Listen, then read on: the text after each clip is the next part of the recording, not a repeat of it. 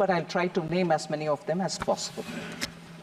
So just before I do the part where I'm responding to the honorable members, I would like to highlight some of the budgetary points, features, which is very important for us to understand where this budget fits in itself in the long path towards Vikasit Bharat.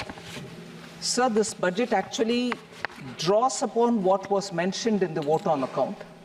So essentially infuses into itself everything, almost everything said in the vote on account.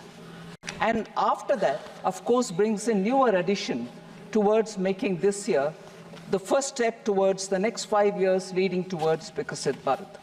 So the continuity from the vote on account is something that I'd like to underline. The principle of governance has from 2014 been Sabka Saath, Sabka Vikas, Sabka Vishwas and Sabka Prayas, and following that, we shall come forward and work together to make sure we overcome all the difficulties. Budget actually seeks to consolidate all the earlier accomplishments. It also outlines measures in order that we overcome the challenges, and two core elements have been highlighted. One is the social inclusivity, that is reaching out to all strata of the people in the society, and geographical inclusivity through equitable development for all the regions in our country. So we are taking a whole of nation approach and now seeking to make sure that we fulfill the aspirations of our people. So briefly, if I were to summarize on points which are meeting this objective that we have set before ourselves, is the expenditure of the government has actually grown exponentially. It is today 48.21 lakh crores. It is projected to grow by about 7.3% over 23-24 and 8.5% over pre-actuals of 23-24. We call it pre-actuals, although with the final figures are almost there because it has to be certified and audited. We give the nomenclature pre-actuals, but they are close, actually close to the real REs. Within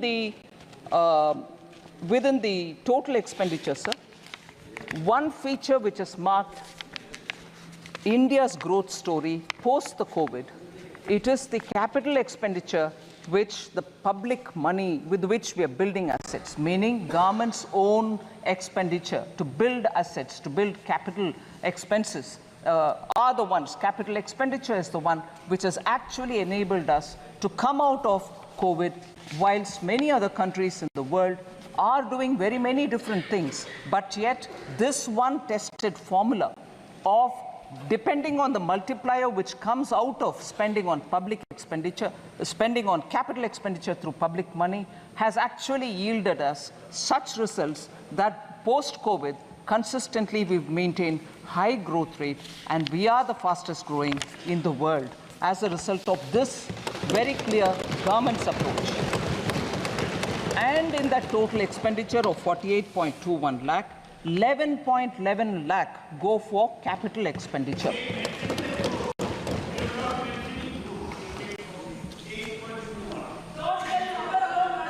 Sir, budgeted capital expenditure is now almost 3.3 times the capital expenditure which was there in 2019-20, that is prior to COVID, sir. If you actually calculate the effective capital expenditure, that is the sum which is referred to when the budgeted capital outlay and the grants and aid for creation of capital assets which is given to the states, grants and aid go to the state's capital account, but it remains in the revenue account for us.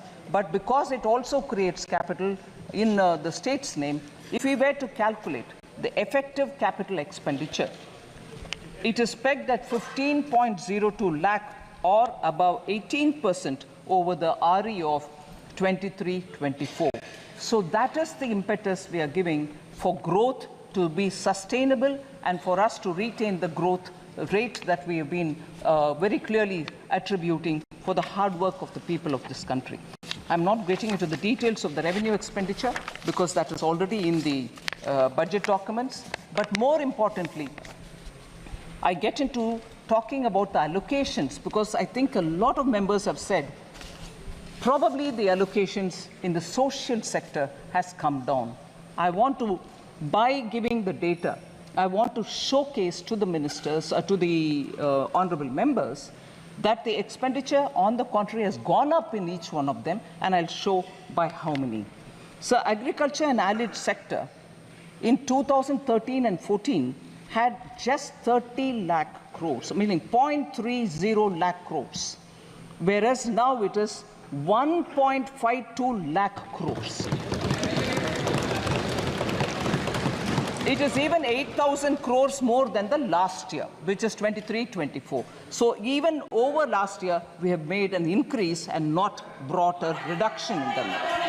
So education and employment and skilling is the next one, sir, in which 0.85 lakh crore is what was allotted for education, employment and skilling in 2013-14, whereas today it is 1.48 lakh crores, which is 23% more allocation even over the last year, 28,000 crores more than last year, which is 23% more allocation compared to even last year. In 10 years, 0.85 lakh crore to 1.48 lakh crores.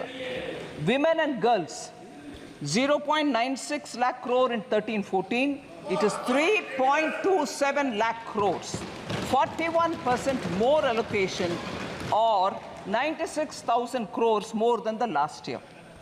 Rural development, including infrastructure, sir, 0.87 lakh crore, and this year, that is 2013 and 14, whereas this year it is 2.66 lakh crores, which is 11.7% more allocation over the last year, 28,000 crores more than the last year. Urban development was only 0.12 lakh crores in 2013-14, whereas it is close to a lakh crore now, 7,000 crores more than last year. Health and social welfare, sir, 0.72 lakh crores in 2013-14. It is now 1.46 lakh crores, 3,000 crores more than the last year itself. So nowhere has the budget given lesser allocation than the previous year. So I would want to appeal to honorable members to please have a look at the document in full and see that no allocation